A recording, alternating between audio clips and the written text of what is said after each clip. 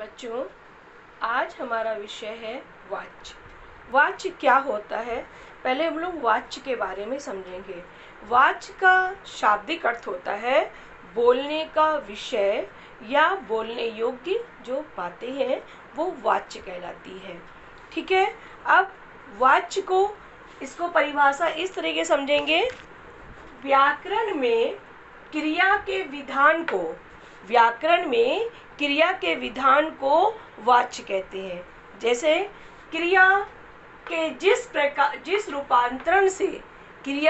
रूपांतरण से ज्ञात होता है कि क्रिया का विधान, क्रिया कैसे कर्ता के अनुसार हो रही है, कर्म के अनुसार हो रही है या भाव के अनुसार हो रही है, उसे हम वाच्य कहते हैं। वाच्य को हम कुछ उदाहरणों के द्वारा समझेंगे। पहला उदाहरण है, गोविंद आम बेचता है।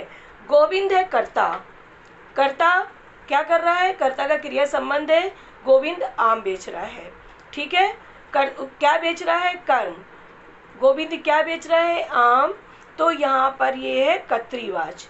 दूसरा है, करिश्मा द्वारा पापड़ बेले गए।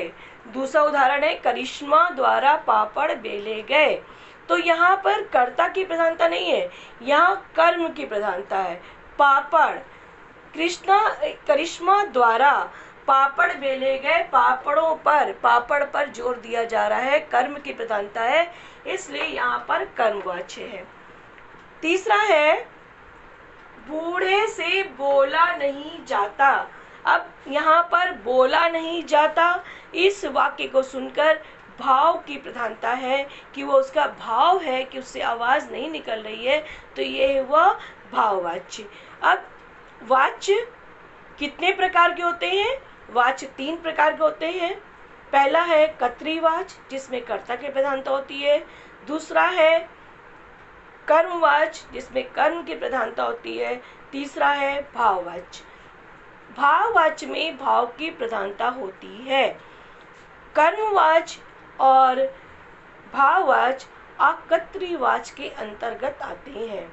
वाच्य के 2 प्रकार माने जाते हैं वैसे, एक है कर्तृवाच्य, दूसरा अकर्तृवाच्य। अकर्तृवाच्य में के अंतर्गत कर्मवाच्य और भाववाच्य आता है। इसका विस्तार से अब हम लोग अगली कक्षा में पढ़ेंगे।